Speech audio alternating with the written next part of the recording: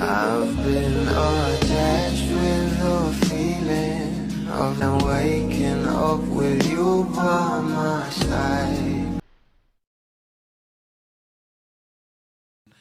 Talaga nagiging method actors na talaga. Pumapasok na lahat dun sa characters. Off and on screen, you know. But it's so hard to, meet someone eye to eye. Because looking at the series, nakita lang yung mata ni Donnie tsaka ni Kyle. May buong episode na nagawa. May backstory na. Ang dami nang nahalukay. Isang tingin lang, no? ng flashback. 6 years na flashback na pala yun. Ang dami na nakuha, napakahusay na pagtingin na eye to eye. Kaya I really get your point, Sir Raymond, na pag nagkita kayo eye to eye, medyo mahirap kasi ang dami bumabalik na mga memories and feelings and all. That's right. Okay. Moving on to a more sensible topic. Sir Albert Bryan of the Chicanes has a question for Maymay and Trata. What kind Sobrang marami kayong mga eksena na aabangan talaga kay Lou. Sobrang galing niya dito. I was so happy na I just want to say thank you to Lou for accepting this project. Napakagaling na mga action scenes niya. Sa kanila ni Donnie, sa kanila ni Maymay. Wala pa kayong nakikita kasi sa 3 episodes Pero sa kanila, Lou has a lot of really intense action scenes and hanga kami sa kanya. Yun lang gusto ko idagdag. Nabalitaan ko nga sa sobrang galing daw ni Lou, muntik na palitan yung Rohan ng Lou. Wow! Ganun katindi yung kagalingan ni Lou sa serye ito. No, but looking forward to those scenes, Lou. Abangan natin to. From Sais. If I'm not mistaken, Sais. Okay. Now, we got a question from Ate Melbs. Ate Melba Llanera from Pep and Bulgar. For Donnie Pangilinan, gaano kalaking challenge para sa iyo ang gumawa ng isang proyekto bilang solo actor at hindi kasama si Belle bilang kapareha mo? Bilis na. Grabe, kasi Walang hinga yun. ang tindi ng question from Ate Melbs Gaano kalaking challenge? Malaking challenge siya. Siyempre, nakakapanibago. Kasi, like I said in other interviews, it's been quite some time na since I acted in a teleserye na. Actually, feeling ko, lahat ng shows, if I would do a series, would be with Belle most of the time, diba? So for the past 5 years, 6 years, magkasama kami. And I think this is something we both talked about talaga. And she's also able to do, her own projects. So entering, I didn't know what to expect. Hindi ko rin alam kung ano yung magiging relationship ko with the cast members, kung ano yung magiging dynamics namin.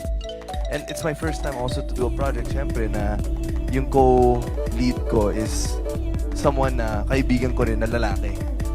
It's very different, the dynamics. Diba? So that in itself, syempre, may pressure. But entering, I knew that it would also entail a lot of growth and maturity.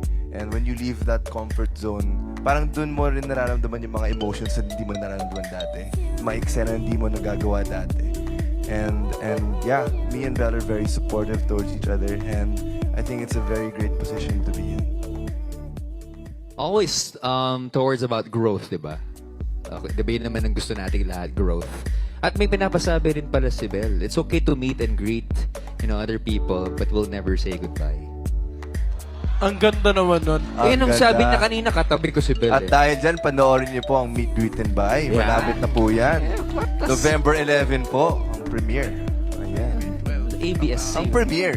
Premiere. Oh. November 12. Alam mo, mali ako. November 11 ang premiere, November 12 ang showing.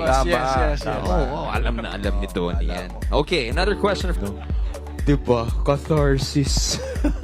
But there we go. We're done with the Q&A. Palapaka po natin the cast of Roha. Thank you for sending in your questions to our friends coming from the media. And before we wrap this baby up, maybe we get the final word coming from Donnie and Kyle. Kyle? Happy, Kyle? Ano yan? Happy? Happy ba? Happy pa. Alright. Just want to say thank you again. Maraming salamat po sa inyo lahat. Sa lahat po na nakanood. We hope that you enjoyed it, and we hope that you enjoyed enough to also help share with everyone. spread the message that Roha is coming finally. We worked so hard on this project and we hope na maiparating po namin sa inyo yung nais po namin maiparating. Marami kayong matutunan dito sa kwento namin. Di lang po siya basta action, di lang siya basta thrill. Marami kayong mapulot na iba't ibang mga problema na tinatahak ng mga Pilipino. It's also very timely. Marami pong nangyayari sa society natin ngayon na makikita nyo na ipasok din po namin sa kwento. So sana po makuha nyo din yan. And again, maraming salamat. Roha po, malapit na. Thank you. Bro, I have to say, ang galing mo dito sa Roha. Grabe yung action and scenes and different kind of tone yung paparoon natin. Donsky, go ahead. Well, I just want to say thank you to all my fellow cast members here. Guys, maraming salamat from the bottom of my heart and everyone who's not here also. Kasi alam ko talaga kung gaano kahirap yung project na to, and also our creatives, of course, and our directors. And now we see, the outcome of that. And we're not done yet. So thank you for sharing the stage alongside us. Thank you for saying yes to our vets. Thank you so much for being so open with us and not putting a filter or a mask. As in talagang you made time to get close to us, and we really appreciate that, and we're really looking forward to doing the next cycles with you guys.